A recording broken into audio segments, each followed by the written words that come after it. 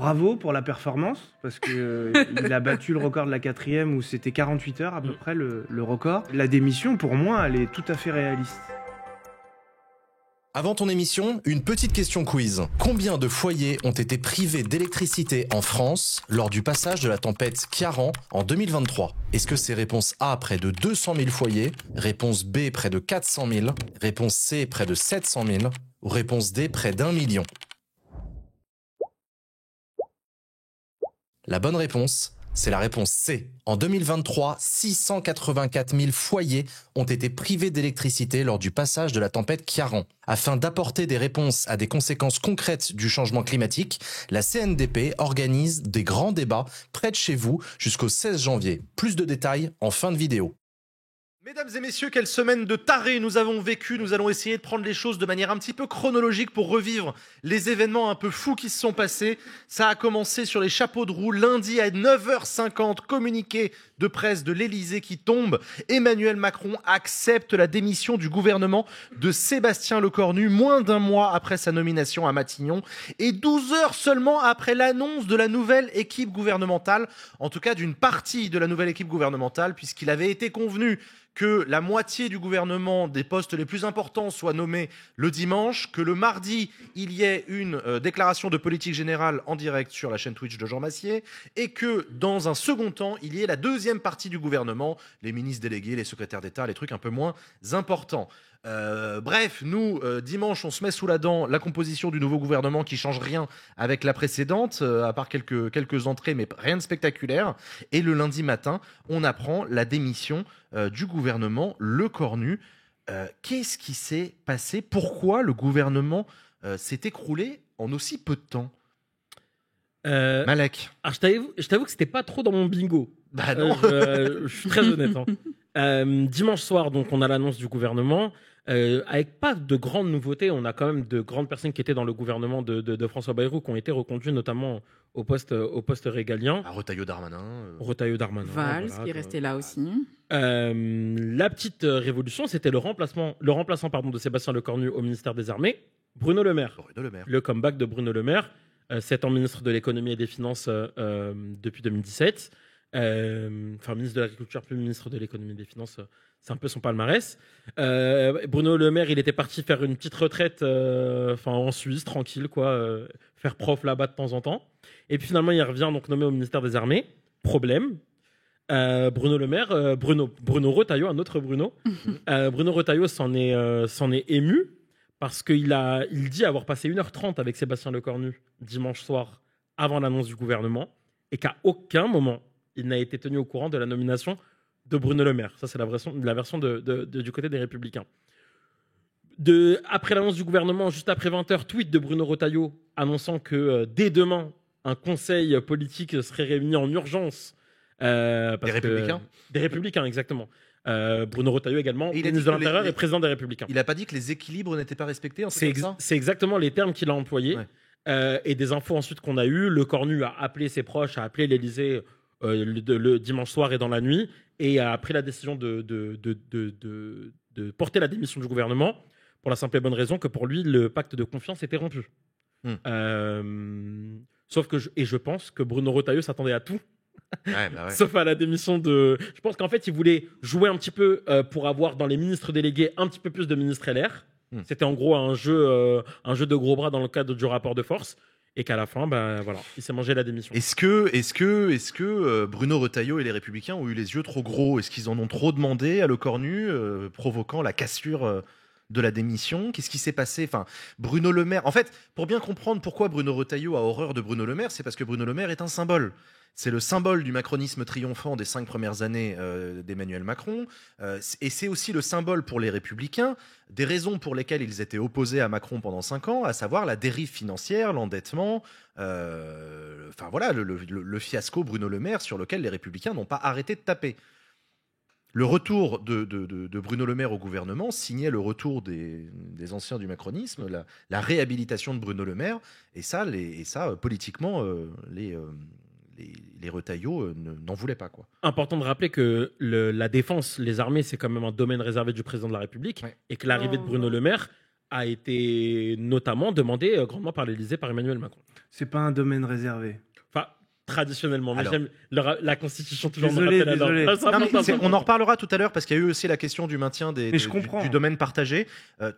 Puisque tu es constitutionnaliste, Thibault, est-ce que tu peux nous rappeler ce dont on parle dans le débat public quand on utilise la notion de domaine réservé du président de la République? Alors, le domaine réservé, juste, le gouvernement tombe sur quand même un ministère qui ne posait pas de problème à LR parce que c'était réservé quand même à Macron, précisément parce que dans la pratique, c'est vu comme un domaine réservé. Le domaine réservé, en fait, historiquement, c'est Jacques Chaban-Delmas, au moment où un congrès de l'UNR, donc le parti gaulliste, au moment en fait où le De Gaulle est en train de basculer pour l'indépendance de l'Algérie française, eh bien, il y a une bonne partie du parti qui n'est pas vraiment favorable à l'Algérie, à l'indépendance de l'Algérie, qui est plutôt favorable à l'Algérie française.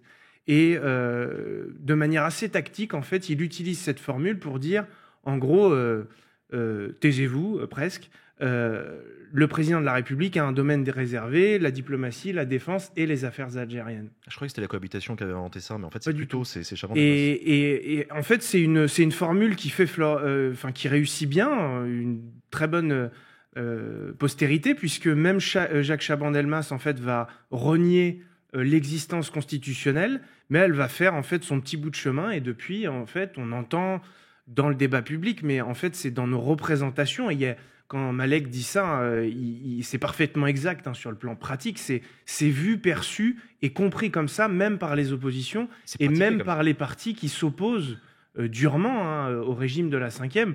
Mitterrand, dans le coup d'État permanent dans les années 60, conteste cela, et quand il devient président, il le pratique. Et on l'a vu, Jean-Luc Mélenchon, qui n'a pas pratiqué, mais au moment des élections présidentielles, de la campagne, il y avait un discours qui avait parfaitement intériorisé cette logique du domaine réservé, qui suggérerait en réalité que c'est le président qui décide. Alors, dans les faits, il décide, mais juridiquement, en réalité, sur les questions de défense et de diplomatie, il peut quasiment rien faire tout seul.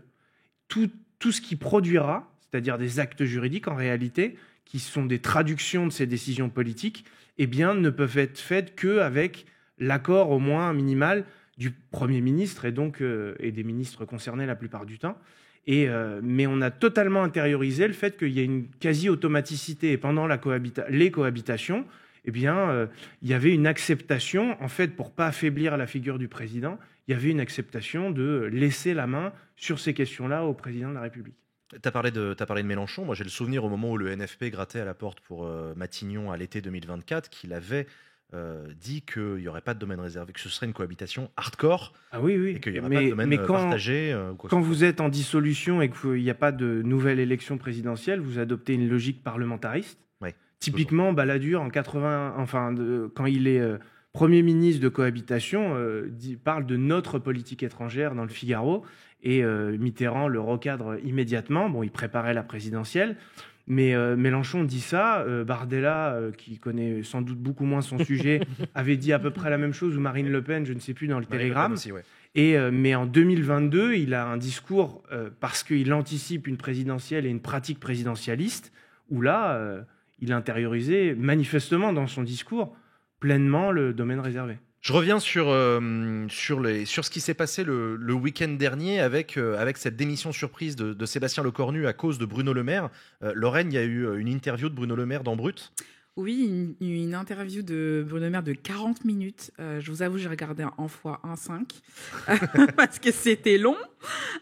Mais en gros, il disait qu'il ne comprenait pas pourquoi il y a eu quand même une démission de Lecornu, parce que déjà, comme tu disais, il s'entendait très bien, selon lui en tout cas, avec Bruno Retailleau. Et parce que, surtout, qu'après, en fait, il a dit, si c'est moi qui bloque, je me retire en réalité. Donc, du coup, le fait que c'est allé jusqu'à une démission de Lecornu, ça semble l'avoir lui-même étonné en réalité. Ouais. Non, mais clairement, ça a étonné tout le monde. J'ai l'impression qu'Emmanuel Macron lui-même a été surpris, désarçonné, qu'il n'avait pas anticipé ça, parce qu'on a appris plus tard dans l'après-midi de la bouche de Sébastien Lecornu qu'Emmanuel Macron, le président de la République, lui demandait de rester encore 48 heures pour poursuivre d'ultimes négociations qui avaient déjà lieu depuis un mois avec les différentes composantes, surtout du socle commun, un petit peu la gauche aussi, mais qui y allait plus par politesse que pour autre chose. Qu'est-ce que c'est que cette histoire de Premier ministre démissionnaire qui reste en poste? C'est possible, ça? Alors, il est... Enfin, bon. Bon, déjà, bravo pour la performance, parce qu'il a battu le record de la 4e, où c'était 48 heures à peu près, le record. Donc là, il est explosé. En gros, il devient ministre de plein exercice au moment de la nomination. Enfin, il devient un gouvernement de plein exercice. Lui, il l'était déjà depuis 26 jours. Donc, ils avaient pleine attribution pendant à peu près, je sais pas, 12, 13, 14 heures. 14 heures et 26 minutes. 14 heures et 26 minutes, c'est précis. Donc, vraiment, le record est bien explosé. Et la démission a un effet immédiat. Il redevient un gouvernement démissionnaire, mais en plus, le Cornu lui-même est devenu un Premier ministre démissionnaire. Donc, il est double démissionnaire? Non. Pour le ministère des Armées et pour le premier... Ah non, il n'était plus ministre des Armées puisqu'il y avait eu un gouvernement de plein exercice pendant 14 heures et 26 minutes. Donc le ministre démissionnaire, c'est là où il y a eu une petite dinguerie décrétale, c'est le ministre des Armées de plein exercice est Bruno Le Maire, démission, il devient ministre des Armées démissionnaire, mais parce qu'il refuse, enfin il veut s'en aller manifestement, et bien parce qu'il refuse d'assurer ses attributions de ministre démissionnaire, c'est-à-dire en gros faire tourner l'administration du ministère, eh bien ils ont adopté un décret le lendemain, enfin je crois en même temps que le décret de cessation des fonctions du gouvernement, qui dit grosso modo les attributions du ministre des Armées démissionnaire sont transférées au Premier ministre. Et donc le Cornu a de nouveau cumulé les deux fonctions, mais cette fois-ci doublement démissionnaire, alors que pendant les 26 jours, il était Premier ministre, c'est hallucinant de parler de ça, il est Premier ministre de plein exercice et il était ministre des Armées démissionnaire. Là, il est full démissionnaire. Ça en fait seulement. C'est la démission. Mais ça montre quand même que, bon ça c'est surtout dans mon cours que je le dirais, mais ça montre quand même que même un ministre démissionnaire n'est pas totalement mort, puisqu'on a besoin de donner les attributions s'il ne veut plus, enfin de transférer les attributions s'il ne veut plus le faire. Mais en revanche, pourquoi ce déclencheur et quelle est la raison, ça c'est d'ordre politique, mais tout a été fait dans le respect des règles, étonnamment. Ouais, non, il n'y a rien d'illégal, c'est surprenant, mais il n'y a rien d'illégal dans l'absolu. On a quand même eu sous nos yeux l'explosion en vol du socle commun. Ouais. C'était la victoire de Bruno Retailleau en 2024 que de ramener les Républicains dans le giron gouvernemental, sortir de l'opposition et retourner au gouvernement dans un accord exigeant avec les macronistes qui ne s'est pas toujours très très bien passé. Évidemment, ça a grincé quand même assez régulièrement des dents. Et là, on a vu quand même Bruno Retailleau et j'ai l'impression qu'il ne s'adresse même plus la parole maintenant. Les deux Bruno ? Bruno Retailleau et Bruno Le Maire, ça certainement, ça j'en suis convaincu, mais même le Cornu et Macron. Est-ce qu'il existe toujours une ligne directe entre Emmanuel Macron et les Républicains? Je suis pas persuadé. Après ce qui s'est passé, après ce qu'a fait Retailleau, qu'est-ce que t'en penses, Malak? Je vais d'abord revenir un peu sur l'explosion du socle commun, parce qu'en réalité, plus que sur Retailleau, tu vois, j'avais dit, moi, au moment de l'entre-deux tours des élections législatives de 2024, que c'était déjà l'explosion de la Macronie. Je rappelle déjà qu'à l'époque, Gabriel Attal n'avait pas la même position, puisqu'il disait qu'il était même prêt à appeler à voter LFI contre le Rassemblement national, alors que certains étaient sur la position du fameux Nini dans le camp de la Macronie. En fait, vu que ce poison lent n'a fait que durer, c'est en train de nous exploser à la figure. Le problème, c'est que c'est les Français à la fin qui en pâtissent, on en parlera après. Est-ce que Emmanuel Macron a encore un lien avec les Républicains? Je ne pense pas. Comment tu renoues un lien de confiance dans un gouvernement à venir avec les Républicains? En fait, je pense que c'est parce qu'il y aura des opportunistes plus que des gens qui voudront vraiment travailler que ça se fera. Pour faire barrage à la gauche. Pour moi, c'est la seule et unique raison qui fait que le canal sera à nouveau ouvert. On a vu aussi que cette crise politique a placé Emmanuel Macron au cœur des critiques au sein de son propre camp. Et ça aussi, c'est quelque chose de relativement nouveau, mais les snipers que sont Édouard Philippe, qui avait déjà demandé des dissolutions par le passé, là, qui demande carrément la démission du président de la République. Gabriel Attal en direct sur TF1, ça m'a fait décrocher ma mâchoire, qui dit qu'il ne comprend plus les décisions du président de la République, donc il a complètement lâché. On vous a même fait un montage spécial backseat incroyable. Nathalie Loiseau, ancienne tête de liste pour les élections européennes, qui elle aussi lâche Emmanuel Macron et demande une élection présidentielle. Valérie Hayé, qui elle aussi... en termes diplomatiques, ce qu'elle dit, c'est une trahison. Il faut bien se rendre compte que quand on fait partie du parti présidentiel, remettre comme ça en cause la stratégie et la parole du président de la République, c'est quelque chose de grave qu'on n'a pas vécu depuis les frondeurs à l'époque du Parti socialiste. Grande époque. Donc ouais, non, division du camp macroniste... qui, en fait, c'est toute la fragilité du camp macroniste qui ne repose pas sur des barons locaux indéboulonnables. Et sur un socle idéologique. Ni sur un socle idéologique, tu as raison, qui repose sur Emmanuel Macron. Et quand Emmanuel Macron flanche, eh ben c'est l'ensemble de la Macronie qui flanche et qui cherche à exister par elle-même, quoi. Qui éclate bien, ouais. Ouais, qui éclate bien. C'est une fragilité terrible pour un président de la République, ce qu'on est en train de vivre, non ? Oui, c'est une fragilité, mais je sais. Enfin, il y a un phénomène très milieu macroniste. Finalement, ceux qui existent aussi par les nominations qu'a souhaité Emmanuel Macron, se retournent. Je crois qu'il y a aussi un phénomène qui est un peu plus à installer dans le moyen ou dans le long terme, c'est que Emmanuel Macron, sauf que ça arrive 18 mois avant la fin du mandat, en fait, n'a plus de position de force. Alors là, il s'est lourdement affaibli, mais finalement, là, c'est le premier président qui a fait 2 mandats dans la période quinquennale, mais en fait, c'est le premier président qui, en réalité, à part Mitterrand, mais qui était très affaibli par la cohabitation, mais qui voulait toujours jouer un jeu politique, alors qu'il ne peut pas se représenter. Et de fait, ça affaiblit quand même la fonction. Sauf que ça paraît prématuré, mais en même temps, pour le plagier, Emmanuel Macron a joué avec le feu. C'est lui qui affaiblit la fonction présidentielle. Oui, je suis d'ailleurs d'accord avec Gabriel Attal quand il dit que tout ça a commencé à la dissolution. C'était même avant, je pense. Même avant, tu penses ? Oui, je pense la non-compréhension de 2022, du résultat de 2022, c'est-à-dire le fait que parce qu'il a gagné... on continue comme avant avec la 5e République à la papa, alors qu'il avait une majorité relative, certes, qui était beaucoup plus importante qu'aujourd'hui, ça n'a pas été pris en considération. D'ailleurs, preuve en est, les 2022-24... je rappelle qu'entre 2022 et 2024, les macronistes ont gouverné de manière relativement tranquille parce que les LR acceptaient de ne pas voter les motions de censure. Absolument. Voilà. Il y a des fois, c'est passé ric-rac, notamment la réforme des retraites, mais dans l'absolu... Et quand ça chauffait, outils pratiques autoritaires avec les outils de la rationalisation du parlementarisme. Mais moi, je pense quand même que 2024, la dissolution, ça l'a quand même isolé dans son camp, parce qu'on avait l'impression que même son camp ne comprenait pas cette décision, puisque ça tenait plus ou moins. Donc, il y a eu, je pense qu'il y a eu ce côté des macronistes qui comprenaient pas non plus sa décision, en se disant en plus c'était au lendemain des élections européennes, donc l'extrême droite il risquait d'avoir une cohabitation avec l'extrême droite.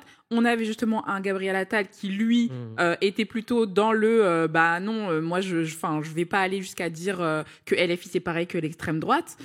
Donc je pense qu'en vrai il s'est de plus en plus isolé une fois qu'il y a eu la dissolution. Il y a eu aussi une annonce qui a fait grand bruit au sein de la majorité, au sein des macronistes, c'est l'annonce par Elisabeth Borne elle-même qu'elle était OK avec la suspension de la réforme des retraites, si c'était nécessaire, si c'était utile, etc. Il faut savoir écouter. Il faut savoir écouter. Il faut savoir écouter, a-t-elle dit. C'est important, et c'est Elisabeth Borne qui vous le dit, donc vous serez gentil d'écouter, d'accord ? Ça a fait exploser le groupe macroniste. On a des extraits d'une boucle Telegram du groupe macroniste à l'Assemblée nationale qui ont fuité et qui ont été révélés par un journaliste du Figaro où on voit une ambiance délétère au sein du groupe, puisque un certain nombre de députés ne veulent pas entendre parler d'une remise en cause de ce totem du macronisme, qu'est la réforme des retraites, obtenue de haute lutte face à des millions de manifestants, à une opinion publique vent debout, etc. Ils ne veulent pas lâcher comme ça en race campagne dans des négos. Et on comprend bien pourquoi est-ce que ils ont fait ça, les macronistes. C'est parce qu'ils sont, et ça on va en parler, en train de négocier avec la gauche. C'est ça. C'est ça. Il y a un petit message de Maud Bréjon qui est pas sur ce screenshot, mais qui m'a fait plaisir. Elle a dit on va quand même pas faire disparaître notre seule réforme structurelle du mandat. si possible. En fait, oui, si, parce que c'est quand même fait contre l'avis des syndicats, contre l'avis des Français, dans leur grande majorité. Non, derrière tout ça, c'est aussi important, parce qu'il y a quand même la popole qui quand même est là. Tout le monde là va commencer un petit peu à sortir du bois parce qu'il y a les couloirs qui sont en train de se dessiner à l'approche de l'élection présidentielle. Élection présidentielle de 2027 ou élection présidentielle anticipée, on en parlera peut-être après. Mais tout le monde est en train de se préparer. On sait que Édouard Philippe a communiqué, petite info, à Paris Match, tiens, on choisit les médias à qui on donne les infos, son projet présidentiel est prêt. On sait que Gabriel Attal a envie d'y aller aussi, c'est pour ça qu'il s'émancipe. Voilà, tout le monde est plus ou moins en train de se mettre dans les couloirs. C'est aussi important de dire que Elisabeth Borne n'a consulté ni Matignon ni l'Élysée pour faire son interview au Parisien. Ah tiens, je me demandais. Important. Est-ce qu'elle a consulté Gabriel Attal? Je ne pense même pas. Je suis pas sûr qu'elle soit fidèle à Attal en plus. Non, ils se sont fait un petit peu la guéguerre pour la tête du parti. Ouais, non. Ah ouais, putain, elle a lâché ça en solo. C'est dire qu'il n'y a plus d'autorité dans le. Mais vraiment, en fait, c'est même plus un parti, c'est une espèce de syndicat de copropriété. Oui, vraiment, le socle commun ne tient même pas, en fait. Il y a Édouard Philippe avec son mouvement Horizon qui dit clairement, en gros, Macron doit partir ou qu'il doit y avoir une présidentielle anticipée. Il y a UDI qui les soutenait plus ou moins, qui eux aussi disent c'est bon, on se barre. Il y a même les macronistes, les plus macronistes disent... en fait, on remet en question tout ce qu'ils disent, tout ce qu'ils font, on le comprend plus. Voire même, on remet en question une des réformes qu'il a apportées, à pleine main, on va dire. Après, il est solo. Moi, un truc une citation qui me marquait à chaque fois, c'était le roi est nu. Mais vraiment, il est à poil là. C'était la une de Libé. Le roi est nu. Après, je voudrais quand même rappeler que c'est pas la première fois qu'on voit une majorité se déliter en arrivant à la fin. Alors c'est vrai que je suis d'accord avec toi, il reste 18 mois, c'est énorme. Ouais. Ça paraît long. Ça paraît extrêmement long par rapport à ce qu'on a connu par le passé. Enfin, t'aurais vu l'état du PS à la fin du quinquennat de François Hollande. Oui, t'aurais vu l'état de l'UMP à la fin du quinquennat. Tu vois, c'est bon. L'odeur de fin de règne à 18 mois du scrutin, ça, c'est rare. C'est comme, et j'ai envie de te dire, l'odeur de fin de règne, ça fait un moment qu'on la sent. Thibaut parlait aussi de 2022. Je rappelle qu'en 2022, Emmanuel Macron refuse de faire campagne. Ouais, c'est vrai. Ça lui a plutôt réussi. Oui, parce qu'en fait, il était conscient que c'était en arrivant sur un second tour par défaut qu'il pourrait rester au pouvoir. Donc, après, accouche de tout ça une majorité relative. Et il avait dit, je me rappelle, à l'entre-deux-tours meeting à Marseille, qu'il gouvernerait autrement. Depuis 2022, je n'ai jamais vu sa façon de gouverner autrement. Donc déjà, d'ailleurs... C'est pareil, c'est pas le premier. Hein. Non, mais c'est pas le premier, oui, c'est pas le premier. Mais là, pour le coup, tu sais, Hollande, il y avait quand même aussi des gens au parti, c'était pas très nombreux, mais il y avait quand même des gens au Parti socialiste encore pour tenir la ligne. Oui, c'est vrai. Là, dis-moi qui tient la ligne d'Emmanuel Macron. Voilà. Laquelle? Non, mais laquelle? C'est-à-dire, même lui, sa ligne, il ne la connaît pas. Enfin, je veux dire, regarde ce qu'on a vécu lundi, c'est quand même un peu lunaire. C'est qu'on sent que le roi est nu et surtout le roi est hésitant. Et que le roi ne sait plus exactement ce qui lui reste comme option. Il essaye de compter son pouvoir. Il est un des derniers de la classe à comprendre qu'il n'a plus de majorité et qu'il n'arrivera plus à gouverner de la même manière. Après, on va prendre le temps dans cette émission, évidemment, de regarder les options qu'il a. Justement, discutons-en. Moi, toute la journée de mardi, j'ai fait un stream entier de 4 heures pour expliquer que pour moi, il y avait une dissolution. Je ne voyais pas Sébastien Lecornu réussir son bout de négociation en 48 heures. Pourquoi en 48 heures, il réussirait ce qu'il n'a pas réussi en 3 semaines ? Donc pour moi, c'était dissolution contrainte et forcée de la part d'Emmanuel Macron. Est-ce que vous pensez que c'est encore une... Ouais, Thibaut. Non, mais est-ce qu'il a réussi? C'est ça que je voulais dire. Parce qu'il manquait une question hier dans le 20h, c'est est-ce qu'il y a un accord de non-censure? Parce que sinon, non, il a rien réussi. Mais moi, je te parle de mardi. Mardi, on n'était pas encore à la fin de son truc. Je me disais, il réussira pas. Est-ce qu'il a réussi? Je pense pas. Il a dit... il existe, au 20h de France 2, il a dit il existe une majorité de députés qui sont contre une nouvelle dissolution. Oui. Ça ne veut pas du tout dire qu'il existe une majorité de députés qui est prête à gouverner quoi que ce soit ensemble, Bah, ça. ni le début du commencement d'un socle. Parce qu'effectivement, si tu demandes comme ça au parti qui veut une dissolution là tout de suite, il n'y a que LFI et le RN qui répondent qu'ils en veulent une. Peut-être un peu les écolos, ouais. Ça dépend. Je te dis 2 questions. Qui veut un budget jusqu'à la fin de l'année? Bah, tout le monde. Ouais, c'est ça. Et qui veut éviter la dissolution? Bah, en vrai, à part LFI, un peu tout le monde, tu vois. Bah, ok, bah, ça te fait toujours pas un gouvernement et ça te fait toujours pas même un accord qui peut se dessiner, tu vois. Donc, moi, je sais toujours pas ce qu'il a réussi, Sébastien Lecornu. Et donc, c'est pour ça que je ne sais toujours pas te dire, on va en parler après, qui peut être à la tête du futur gouvernement. Mais en revanche, si je peux me permettre, ce qui se passe, c'est vraiment hallucinant ce qui se passe le lundi et le mardi, la continuité, les fameux 48 heures. Mais en réalité, ça rappelle quand même quelque chose, une pratique assez courante chez Emmanuel Macron et qui d'ailleurs parfaitement intériorisée par son groupe politique, c'est de sortir des voies de droit. C'est-à-dire toute chose égale par ailleurs, mais le grand débat, le format Saint-Denis, tous ces éléments-là, toutes ces pratiques-là, qui visent en fait à faire de la politique, mais sans rester dans les cadres institutionnels et constitutionnels. Je dis pas que tu peux tout faire dans un cadre constitutionnel ou que tu dois tout faire, mais finalement, il y a des voies de droit, il y a des outils constitutionnels à disposition pour régler une crise qui est en réalité une crise très classique. Il y a un blocage entre le pôle exécutif et le Parlement. Et là, pour essayer de survivre à quelque chose qui n'était pas du tout anticipé manifestement, il y a un état d'impréparation qui est remarquable, eh bien, il y a ce bricolage on va créer utiliser un pré-négociateur qui aura vocation à trouver un négociateur qui, limite, négociera un budget, parce qu'à la base, c'était même pas une nomination d'un Premier ministre, c'était trouver un négociateur qui trouverait un moyen d'avoir un budget, et ensuite à charge pour le président de la République de nommer un Premier ministre qui ferait adopter un budget où il n'y aurait même plus de débat. Qu'est-ce que vous pensez de la grille de lecture qui est assez partagée, qui est celle de dire que une dissolution amènerait au même résultat, qu'on aurait une assemblée tout aussi tripolarisée? Ça, c'est pas grave. C'est pas grave? Non, pour moi, ça, c'est le faux argument. Okay. C'est l'argument pour ne pas dissoudre. Surtout dans une 5e République où quand même la dissolution, c'est plutôt d'origine gaulienne, c'est l'appel au peuple. On peut l'accepter ou le critiquer, mais c'est l'appel au peuple. Et en fait, peut-être, mais ça c'est le naïf qui parle, c'est faire une dissolution, il y aura sans doute une tripolarisation qui se confirmerait. En tout cas, la tripartition, n'est pas un phénomène en réalité qui apparaît en 2024, sauf qu'il se matérialise dans l'Assemblée plutôt nettement en 2024. Mais s'il y a à nouveau une tripartition, eh bien peut-être, mais c'est sans doute naïf ce que je vais dire, peut-être que ça participera à contraindre les acteurs, et notamment les députés, à se dire, désormais, on ne peut plus penser ambiance fait majoritaire, ambiance pratique présidentialiste. Il va falloir faire du compromis. Et c'est pour ça, pas évident. Non, c'est pas évident, on le voit bien, on le constate. mais je me dis qu'en plus, si on fait une dissolution demain matin, on n'aura pas très exactement le même résultat que l'année dernière. Je pense que les macronistes perdront encore des plumes, et qu'ils en perdront d'autant plus que ce qui vient de se passer ne plaît pas du tout à l'électorat macroniste, qui vraiment pas super fan. Plutôt des gens qui aiment la stabilité, la continuité, etc.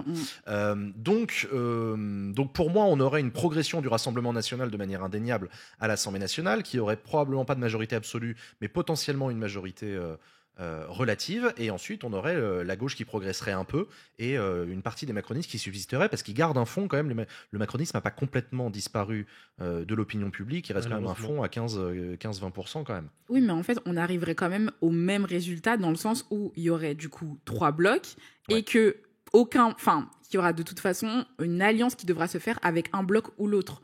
Donc moi, en fait, je ne comprends pas quelle serait à quoi ça servirait de dissoudre maintenant, pour leur dire, oui, vous voyez, maintenant, il faut négocier. En fait, je pense qu'ils savent déjà qu'il faut négocier. Ils ne savent pas faire. Ils savent pas faire. Oui, mais non, mais est-ce qu'une dissolution avec un autre résultat va leur dire... Ça y est, tout d'un coup, ils vont savoir faire, là. Non, j'ai conscience que c'est naïf. Et d'ailleurs, ça peut mener à un autre résultat, peut-être positif pour certains. C'est carrément changer des institutions. Mais ils savent pas faire le compromis parce que c'est des acteurs qui sont... D'ailleurs, les macronistes sont quand même souvent des pièces rapportées des partis de gouvernement, en tout cas ceux qui sont assez dominants. Eh bien...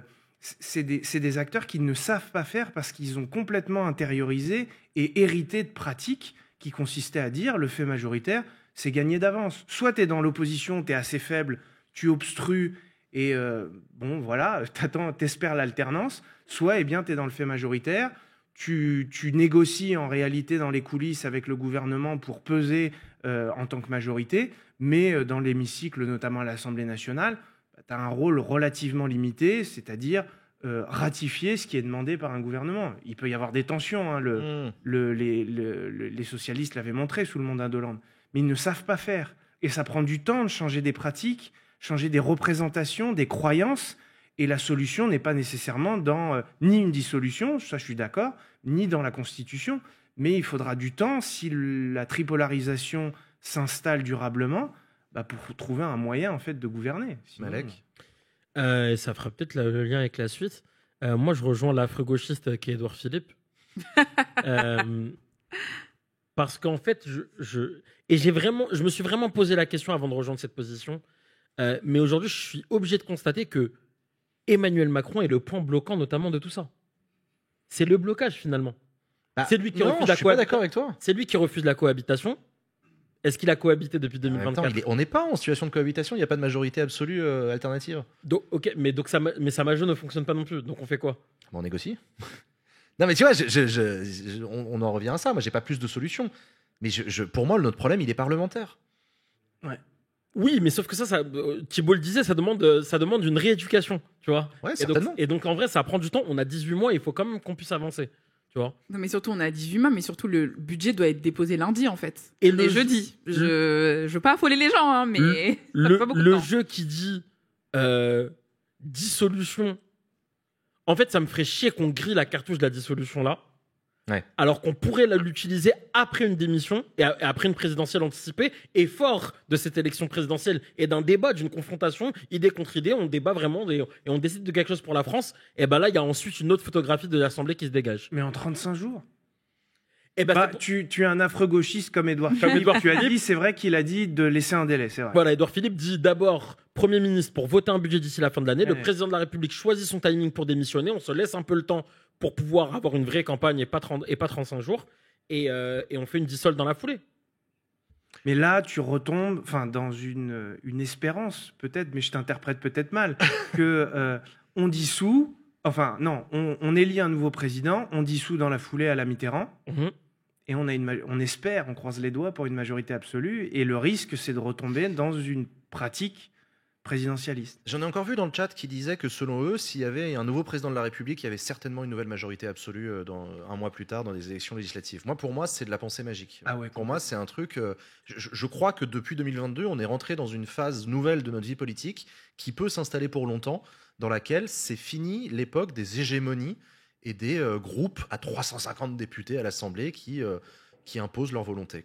Pour moi, c'est un peu un modèle du passé, compte tenu de l'éclatement du paysage politique. Et c'est marrant parce qu'en plus, tout ça arrive avec le scrutin majoritaire, qui était censé être le scrutin qui empêche ça, qui garantit la stabilité, la fameuse stabilité gouvernementale. Il est en train de nous démontrer que malgré le scrutin majoritaire, on a 11 groupes à l'Assemblée nationale, on a un Rassemblement national à 125 députés, et que le scrutin majoritaire ne l'empêche plus. Donc, non, je sais pas, je suis pas défaitiste, mais presque. Mais le scrutin majoritaire, certes, favorise une majorité absolue, mais quand même, Debré, quand il présente les institutions en 1958, a complètement essentialisé ce qui n'existera plus 4 ans plus tard, c'est-à-dire l'impossibilité d'avoir une majorité absolue. Ouais. À l'époque, ils y croyaient encore. Donc, ils étaient complètement traumatisés. En fait, on est revenu dans un modèle Debré. Ils étaient traumatisés la 4e, oui, bien sûr. Et était justifié, le scrutin majoritaire à 2 tours, pas à 1 tour. Ils voulaient 1 tour. Là, serait sans doute plus contraint à créer 2 blocs majoritaires et les outils de rationalisation. Lorraine, t'en penses quoi ? Est-ce que si on dissout demain, on a les mêmes... Moi, je pense qu'on aura effectivement les mêmes et que on sera toujours tout autant bloqué en fait. Et que pour moi, je pense que 48 heures pour négocier une alliance, c'est pas assez, et que il faut que le camp macroniste en fait se mette eux aussi d'accord, à mon avis, sur qu'est-ce qu'ils sont prêts à lâcher, parce que là on parle de suspension, de potentiellement abrogation, etc., de la réforme des retraites. En fait, j'ai l'impression que Le Cornu négocie, mais en fait il sait pas quelle cartouche il a en fait en réalité pour pouvoir négocier. Donc ça, pour moi, il y a que Emmanuel Macron et son parti que j'espère il peut remettre en ordre pour pouvoir négocier. Mais moi, en fait, hier, j'ai tweeté parce qu'en fait, je passe ma vie à regarder chaque notification pour comprendre ce qui se passe en temps réel. Mais je disais, en fait, j'ai l'impression que les socialistes croient un peu au Père Noël sur une cohabitation avec la Macronie, parce que en fait, déjà, même avec les macronistes, ils ne seront pas assez pour pouvoir gouverner sans être censurés. C'est-à-dire que si LFI, l'extrême droite, les censure, comment ils vont faire pour gouverner ? Je vois mal ça. Et en plus de ça, sur le fait qu'ils n'arrivent même pas à obtenir des choses concrètes en l'état, en fait, j'ai l'impression que, déjà, admettons, ils réussissent, ils arrivent au gouvernement. Mais en fait, ils sont dans un truc qui est en train de mourir, donc je comprends même pas quel est l'intérêt pour eux d'essayer de sauver les macronistes. Pour qui ? Pour les socialistes ? Pour les socialistes, oui. Ils ont beaucoup à perdre en cas de dissolution aussi.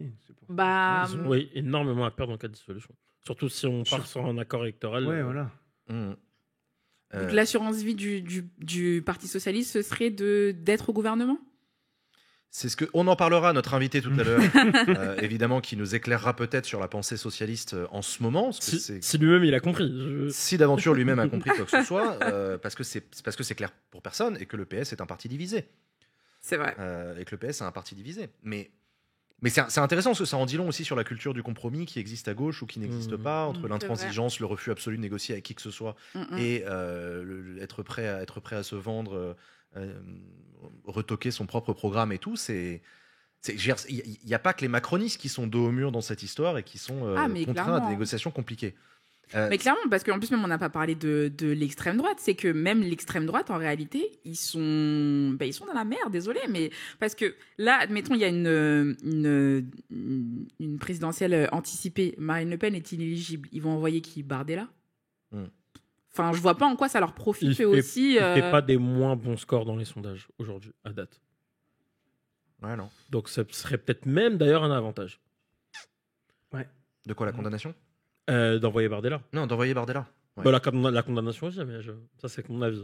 Non, mais la condamnation, elle change rien vis-à-vis des électeurs du RN. Hein. Oui. Franchement, toujours l'intérêt. Au contraire, d'ailleurs, elle mobilise encore plus l'électorat parce que on retourne sur le discours de système contre nous. Et pour très bien être élu, il nommerait Marine Le Pen à Matignon. Exactement. Et pendant X années, on aurait une inversion qui n'en est pas vraiment une des rapports de pouvoir. Quoi. Et petite amnistie au passage.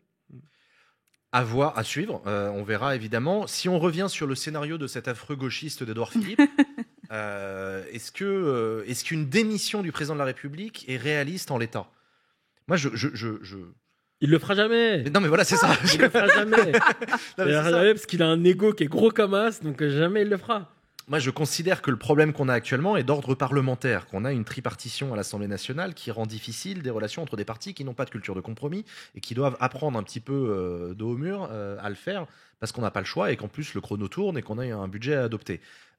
Je pense pas qu'Emmanuel Macron soit en l'état actuel des choses en situation de présenter sa démission comme si le pays était à feu et à sang, bloqué au point de ne pas pouvoir avancer sans l'organisation express d'une élection présidentielle.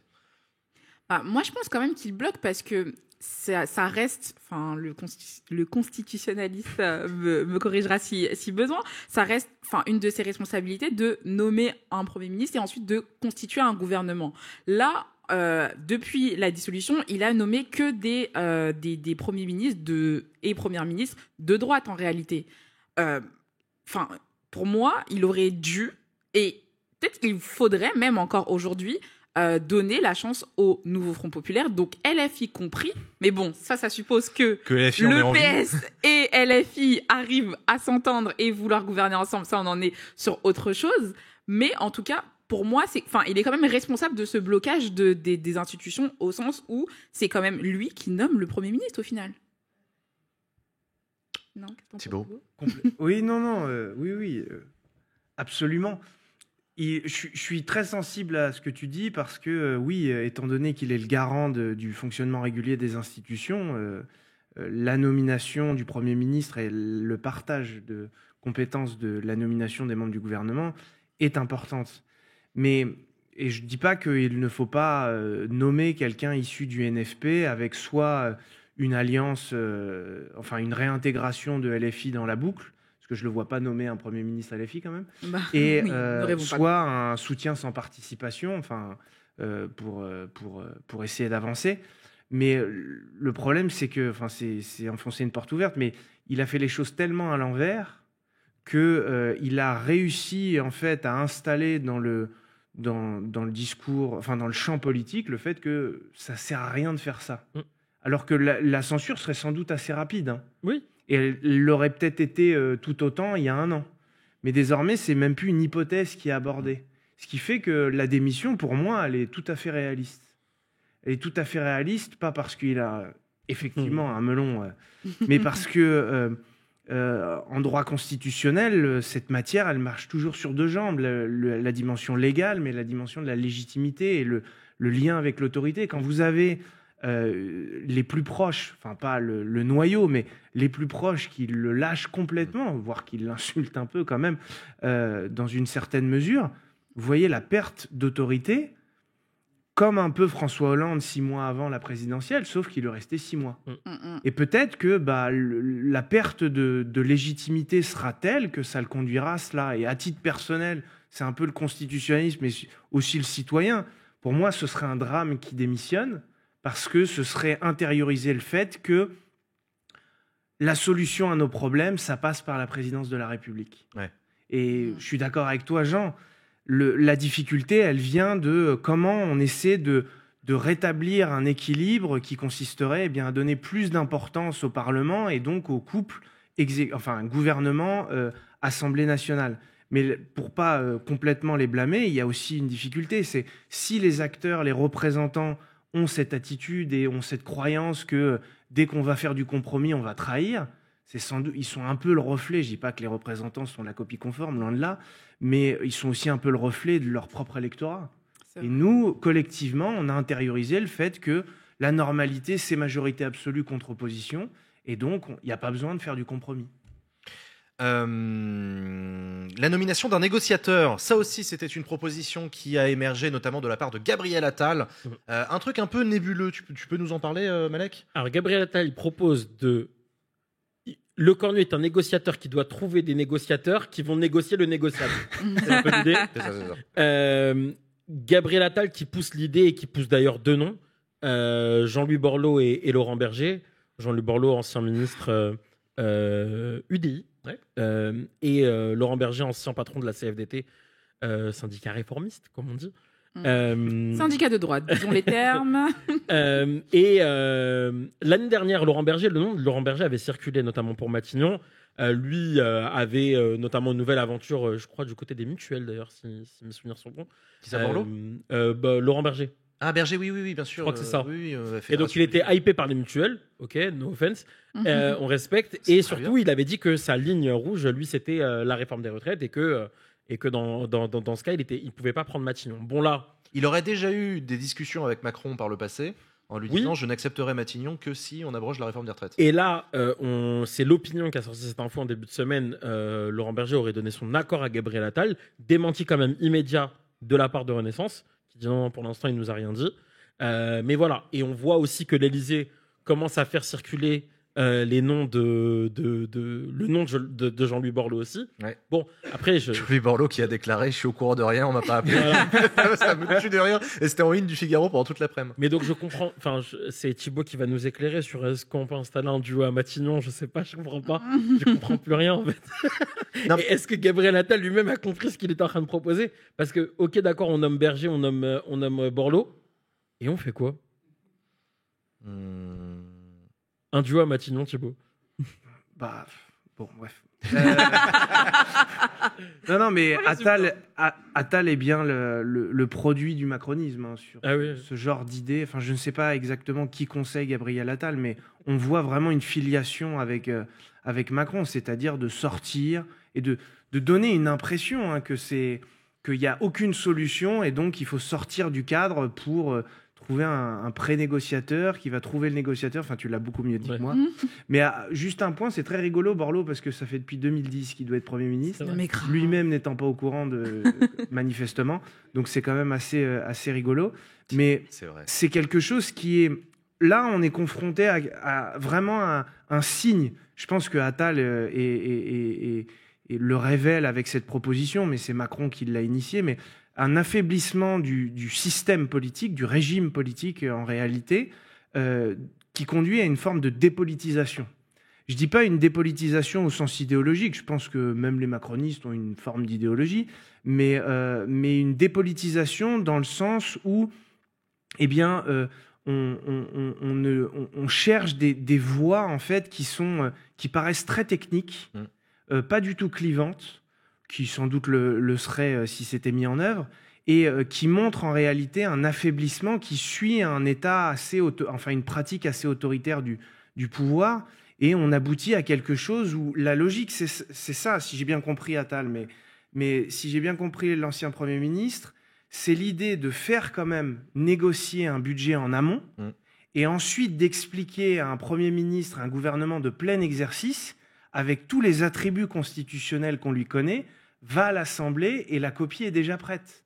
C'est absurde. Et donc, c'est absurde, c'est affaiblir encore plus les institutions et c'est insulter encore plus, mais on est un pays très anti-parlementaire, historiquement, mais c'est dire aussi aux députés et aux sénateurs, ne touchez à rien, on a tout négocié en amont. N'amendez pas, déjà que leur prérogative d'amendement en matière budgétaire, elle est pas ouf, c'est pas vraiment rassurant ce qu'ils peuvent faire, c'est-à-dire pas grand-chose. Là, ce sera fait encore moins. Alors, c'est sûr, il n'y aurait pas de 49 alinéa 3. Il n'y aurait même pas besoin, mais c'est assez inquiétant.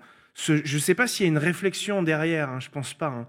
Mais c'est un état de dépolitisation et d'affaiblissement du régime qui est assez effrayant pour moi. Bah moi, j'en vois une quand même de réflexion derrière. Après, je suis pas dans la tête de Gabriel Attal et j'ai pas envie d'y être. C'est bien, on fait l'exégèse de Gabriel Attal, c'est bien. Clairement, même si j'aimerais bien être dans sa tête, enfin j'aimerais surtout être dans la tête de Macron là en ce moment, mais bon, bref.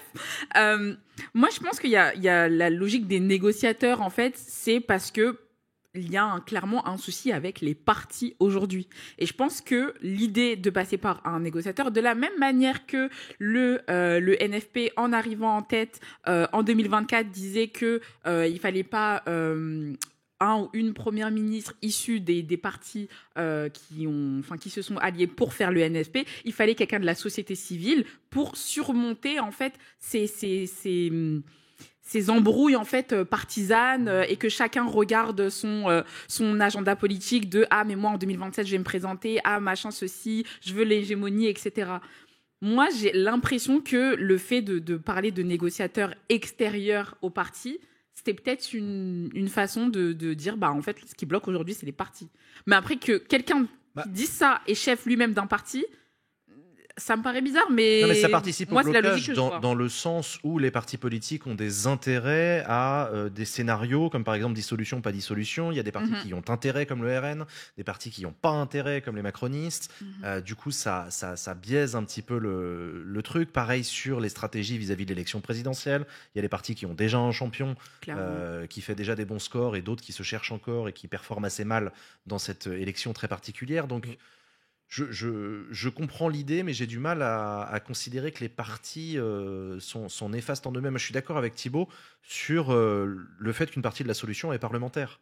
C'est par l'exercice des prérogatives du Parlement, c'est à l'Assemblée nationale. C'est en fait, pour bien faire, il faudrait que ce soit davantage avec les groupes parlementaires que les discussions aient lieu. plutôt qu'avec les partis. Bon, tu me diras, souvent, c'est très lié, donc moi, j'en veux à ouais. personne, faites d'Olivier Faure, etc. C'est très bien. En plus, il y va avec le président du groupe, donc c'est très bien. Mais je sais pas. Il y a un truc sur lequel je voulais t'interroger, Thibaut. On a parlé des différents scénarios à la disposition du président de la République, dissolution, nommer des négociateurs, démission. Un truc qui revient souvent dans le chat, c'est l'article 16 de la Constitution.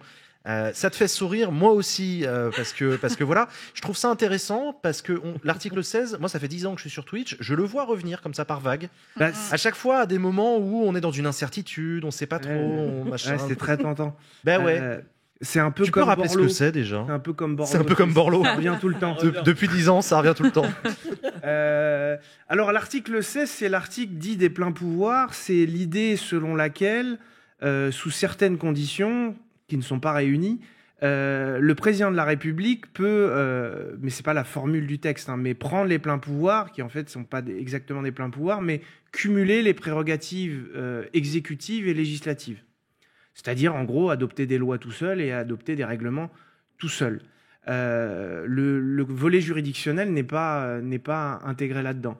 Et cet article, historiquement, c'est vraiment une réponse au traumatisme de la défaite de la France en 1940, qui consiste en fait à dire nous avons été agressés, nous n'avions pas les outils à notre disposition pour répondre à l'agression de l'Allemagne nazie. Donc, il faut se donner des moyens pour surmonter cela. Donc, ça a vraiment une historicité déjà très située, plutôt liée aux problématiques extérieures.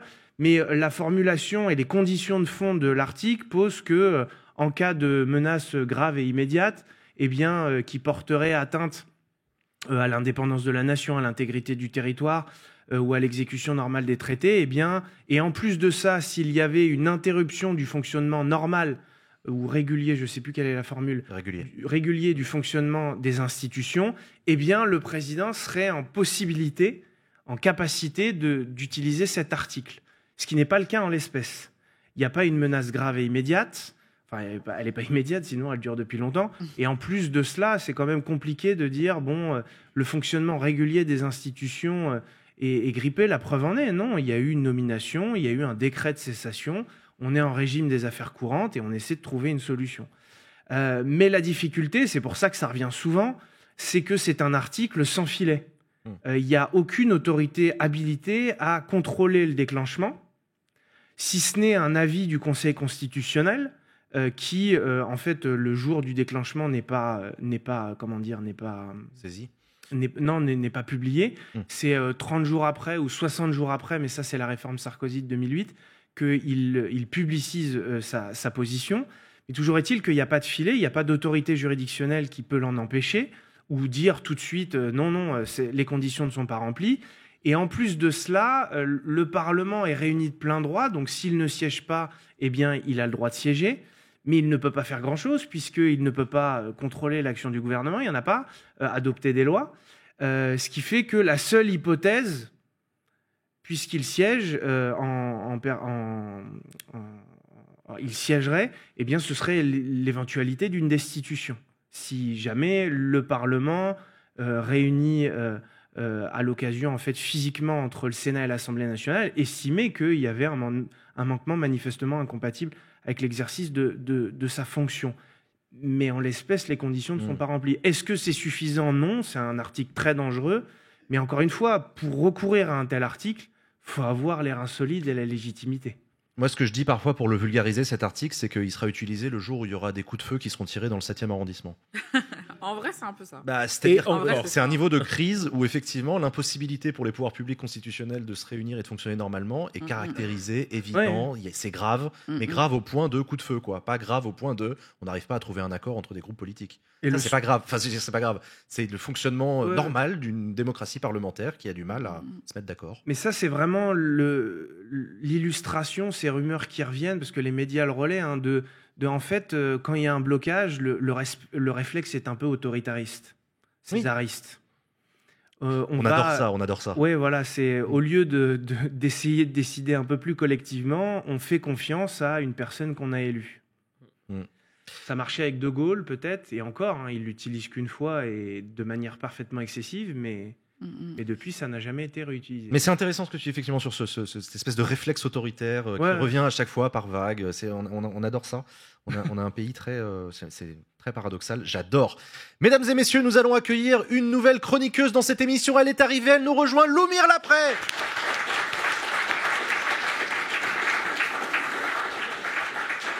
Salut Loumir. Salut à toutes et à tous. Tu vas bien ?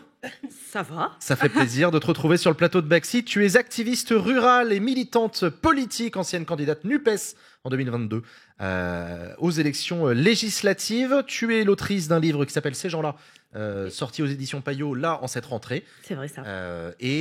On t'avait déjà vu sur Backseat à l'occasion de notre émission spéciale ruralité à Poitiers, en partenariat avec l'association des maires ruraux de France. Tout à fait. Aujourd'hui, on va parler d'autre chose. Moi, je pourrais parler de ruralité tout le temps. Tu peux continuer à parler de ruralité si tu veux. Là, on va plutôt parler de la gauche. Je vais hijacker cette conversation. Je vous propose qu'on parle maintenant de la ruralité française. Voilà. On a parlé de l'effondrement du bloc central là tout à l'heure. Pour toi, il faut plutôt parler d'effondrement du régime de la Ve République. Pour toi, on est dans une crise d'ordre institutionnel ? Alors, je suis pas constitutionnaliste quand même. Non, je le dis. On en a un parce sur le que c'est pas grave, ça arrive à des gens bien. C'est pour ça. Mais ce que je constate quand même, c'est que en ce moment, personne n'est vraiment content de ce qu'il est en train de se passer. Ouais. Et donc, mine de rien, ça dit une crise de légitimité. Alors, c'est pas. Moi, je suis désolée, c'est pas une crise de légitimité du Parlement. Le Parlement, on l'a dissous il y a un peu plus d'1 an. Il a été réélu. Je sais pas pourquoi on continue de nous parler de dissolution. C'est pas ça le sujet. Alors, à la limite, on se dit le sujet, c'est Macron. Ok, donc why not une dissolution. Mais en réalité, on est dans un contexte de montée du fascisme, dans un contexte où il y a une volonté populaire d'autodétermination forte, où les gens ont envie d'avoir prise sur les décisions qui les concernent. Enfin, genre, c'est pas non plus zinzin comme demande, quoi. Mais le régime dans lequel on est, qui était censé quand même... Enfin, là encore, je pars sous couvert de l'expert, mais dans mes cours, j'ai appris que la 5e était censée nous garder de l'instabilité de la 3e et de la 4e République, et qu'il fallait bien accepter un peu d'autoritarisme et d'exécutif plus pour qu'on puisse au moins expédier les affaires courantes. Et même ça, c'est pas capable de le faire. Donc je pense que c'est une bonne opportunité, un bon moment pour reprendre un peu de hauteur et se dire, en fait, on a une crise constitutionnelle. Cette constitution qui, encore une fois, et je l'ai appris sur Mediapart il n'y a pas longtemps, là, n'était pas, en tout cas, pensée pour durer pour toujours, mais était pensée pour organiser les règles de la décision à un moment T. Il s'avère que le moment a évolué et peut-être que c'est le moment de repenser les règles de décision collective. J'ai toujours été pour rediscuter des règles de décision collective, la notion de constituante, l'idée de passer à une 6e République, etc. Par contre, ce que j'ai toujours dit, c'est que ce sont des processus assez lents et longs. Oui, c'est-à-dire que pour moi, changer de constitution, oui, mais c'est pas pour tout de suite. Bien sûr. Ça prend du temps, c'est nécessaire certainement, mais ça prend du temps. Notre problème à nous, là maintenant, il est assez urgent, il est pour le budget, etc. Donc je sais pas, c'est vrai que j'ai vu beaucoup aussi dans le chat de gens parler de constituante. Par ailleurs, je suis pas sûr qu'une 6e, une 7e, une 8e République apporterait quoi que ce soit comme solution à une crise telle que celle qu'on a aujourd'hui, à savoir un Parlement tripartitionné où personne n'est d'accord, quoi. Après, je sais pas, c'est quoi les mécanismes constitutionnels qui permettent de... Ça, franchement, à part plus d'autoritarisme. Non, ça, j'espère pas. Mais tu vois, par exemple, on fait que de nous dire la France est divisée, elle est ingouvernable. Il y a des choses sur lesquelles on est d'accord. Plus de 80% des Français sont d'accord pour abroger la réforme des retraites. Plus de 80% des Français sont d'accord pour taxer les ultra-riches, notamment à travers la taxe Zuckman. Plus de 80% des Français sont d'accord pour abolir la loi du plomb. Enfin, tu vois, en fait, moi, ce que je trouve intéressant, c'est que dans ce moment de crise où on est visiblement ingouvernable, la solution, c'est de mini-popol où on prend les mêmes, on les remet dans un autre ordre, plutôt que de dire, bon, visiblement, on a un souci de fond qui est qu'on a du mal à se mettre d'accord sur la vision de société dans laquelle on veut évoluer, mais il y a quand même des choses sur lesquelles on est d'accord. Pourquoi on priorise pas ça ? Tu vois, pourquoi on ne dit pas, bon, en vrai, il y a des trucs, ça n'a pas l'air clair, prenons le temps d'en parler. Par contre, il y a visiblement des choses qui vous mettent 80% d'accord, donc peut-être on pourrait faire ça, tu vois. J'en sais rien. C'est parce que Macron ne veut pas. Oui, non, mais voilà. En fait, il y a un paquet de revient au même point, les gars. En fait, c'est ça le problème, c'est que Macron ne souhaite pas. Enfin, mais c'est pas le seul. Oui. L'écrasante majorité de l'Assemblée nationale ne veut pas. Je suis désolé de ne veut pas constater quoi qu'on... la taxe Zuckman, l'abrogation de la réforme des retraites, etc. Ouais. Bah ouais, mais il faut qu'ils dégagent alors. Tu vois, qui représente? C'est comme Retailleau qui Ils dit représentent leurs électeurs. Tu vois, c'est pas parce que t'es pas d'accord Non, avec nous, l'opinion nous. publique que tu représentes personne. Oui, mais tu vois, quand Retailleau nous dit moi, je n'accepterai pas de coalition qui va de la... Mon ref, t'as 50 députés. Pourquoi tu parles? 40. Non, mais pourquoi t'es ministre, en fait? Mais parce que c'est une coalition. Ouais, mais tu Il y vois, a des pourquoi... ministres de groupes minoritaires qui siègent, c'est normal. Ouais, je sais bien, mais moi, ce qui me gêne un peu dans tout ça, c'est quand même qu'il y a une coalition qui est arrivée en tête aux dernières élections législatives et qui n'a jamais eu l'occasion de pouvoir peut-être gouverner. Ah bah ça, ce serait bien qu'elle ait l'occasion de gouverner cette coalition, en l'occurrence le nouveau Front Populaire, qui va pas très bien en ce moment, on va pas se mentir, parce que niveau stratégie, tout le monde n'est pas tout à fait d'accord. Et en l'occurrence, mercredi matin, on s'est tous réveillés avec un espèce de truc bizarre sur nos téléphones. J'ai rien compris. L'option Olivier Faure, pourquoi pas le PS au pouvoir. What the fuck? Source Olivier Faure. Source évidemment Olivier Faure, ça on s'en doute. Mais ça a gambergé toute la journée. Moi j'en ai fait le titre de mon stream, etc. Mais attends, est-ce qu'il y a un monde où la gauche arrive au pouvoir? Est-ce qu'il y a un monde où Emmanuel Macron cède aux demandes du nouveau Front Populaire, en tout cas d'une partie, en nommant un gouvernement 100% de gauche, sans macroniste à l'intérieur, sauf quelques exceptions sur le domaine partagé dont on parlait tout à l'heure, qui n'existe pas vraiment, mais enfin quand même. Il y a quand même eu un truc qui est venu donner du grain à cette hypothèse, c'est la sortie de Elisabeth Borne sur la réforme des retraites, où on a senti les macronistes bouger sur un point crispant de la discussion avec la gauche. Il était temps. Il était temps, du coup ça a ouvert d'autant plus la porte à l'hypothèse de peut-être. Est-ce qu'on a eu une hallucination collective ce mercredi en pensant à ça, ou est-ce que c'était fondé, d'après toi, Malek? Olivier Faure fait ce que... Alors, dans ma petite expertise, c'est le syndrome Cookie.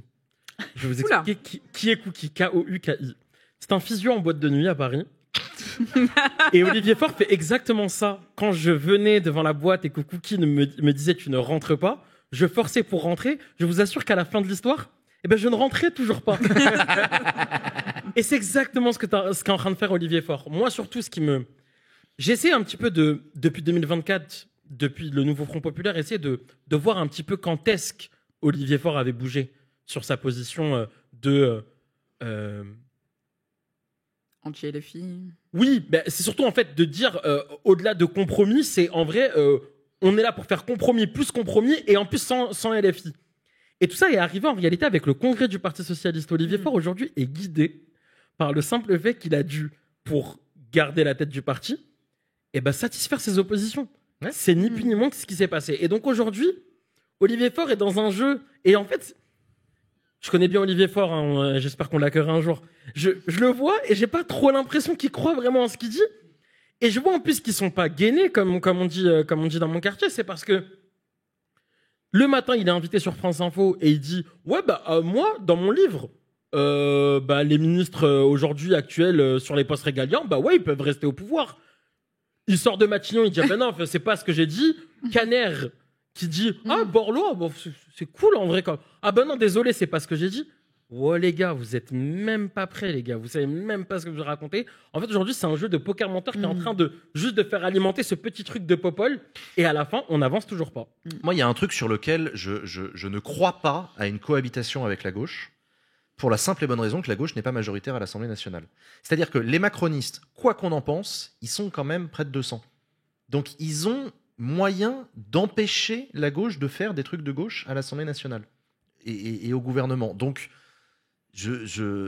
Mais sauf que, en fait, si on se réunit, parce qu'à un moment, dans ce groupe de 200 macronistes, il y a sur les 200, et c'est ce que j'avais dit juste après la dissolution, sur quand même tout ce que vient de citer Lumière, c'est-à-dire réforme des retraites, taxe Zuckman, tout ça. T'en as très peu. Non, oui, tu fais peut-être pas une majo, mais déjà, quand même, tu remplis un petit peu plus tes rangs. Et à un moment, tu peux peut-être commencer justement à discuter sur cette base-là. En fait, tu sais quoi, et c'est ce que j'avais dit même sur ce plateau quand on avait reçu Lucie Casté. On nomme Lucie Casté, elle se casse les dents, elle se fait censurer. Exactement. C'est OK, c'est le jeu. C'est le jeu. Mais le problème, Ça a c'est pas de que sens. même ça n'a pas de sens. Moi, je suis pas d'accord que ça a pas de sens parce que tu vois, mon travail, c'est quand même de faire voter des gens de gauche pour la gauche. En fait, Bon courage. c'est pas toujours Force à simple. toi. Mais ce qui revient beaucoup aujourd'hui, c'est On a voté pour la gauche, on n'a même pas eu une chance. Et en fait, moi, je suis désolée, donner une chance à Lucie Castet ou donner une chance à quelqu'un d'autre là maintenant, ça me permet de faire mon travail, mais en fait, on s'en fout. Moi, mon travail, ce qui est intéressant, c'est que ça permet aux gens de gauche de dire, ben si, en fait, c'est possible. Si, il faut juste qu'on gagne plus la prochaine fois. Mais ça, les macronistes, ils n'ont aucun intérêt à faire des cadeaux comme ça à la gauche. Mais c'est... vas-y. Vas-y, explique-lui. En fait, au-delà de la gauche, je te jure que pour des potes, par exemple, qui sont allés voter sur la législative anticipée de 2024, alors qu'ils n'avaient pas voté depuis longtemps. On a vu dans les quartiers populaires des scores de participation qu'on n'avait pas vu depuis un moment. Le message que tu envoies sur « Ah ouais, ok, vous vous êtes un petit peu senti impliqué dans le jeu électoral, mais en fait, fait qu'on s'en bat les reins », franchement, c'est d'une violence, mais même pas pour la gauche, pour la démocratie. Pour les gens, c'est pour les gens, exactement. Non, mais ça, je suis 100%... Lorraine ?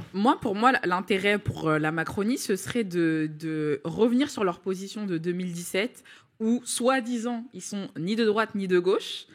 Là, ils ont fait à droite toutes, qui montrent qu'ils peuvent faire à gauche toutes. Pour moi, ce serait ça leur intérêt. Maintenant, on a vu tout à l'heure leur groupe, leur groupe WhatsApp, leur groupe Telegram. Clairement, dans les 200, c'est un très bon exemple. À quel moment ça va tenir de juste, ne serait-ce que la réforme des retraites. Et en fait, et encore une fois, on a un budget à déposer, pas à faire voter, mais en tout cas au moins à déposer lundi. Est-ce que entre jeudi et lundi, les 200 vont réussir à se mettre d'accord ? Je suis même pas sûre, parce que déjà, rien qu'entre Gabriel Attal et Elisabeth Borne, on voit que c'est chaud. Horizon, qui est censé être dans le bloc central, c'est chaud aussi. UDI, on n'en parle même pas. Je vois aucun monde où ils arrivent à se mettre d'accord et à pouvoir composer un gouvernement avec le NFP, déjà sachant que même le NFP n'est plus NFP. Du coup, mais ça, c'est notre dos, tu vois. Moi, ce que je trouve abusé, c'est qu'en fait, il faut qu'on gère nos problèmes, nous aussi. Ah, mais clairement. Tu vois, alors, on va en parler. On va en parler avec notre invité après la pause. Il s'agira d'Arthur Delaporte. Du 4 septembre au 16 janvier, la CNDP organise un grand débat lié à la transformation du réseau électrique. Tu peux te tenir informé en ligne ou près de chez toi grâce au lien en description. En te renseignant et en cliquant sur le lien, tu soutiens aussi Baxit car la CNDP est partenaire de notre émission.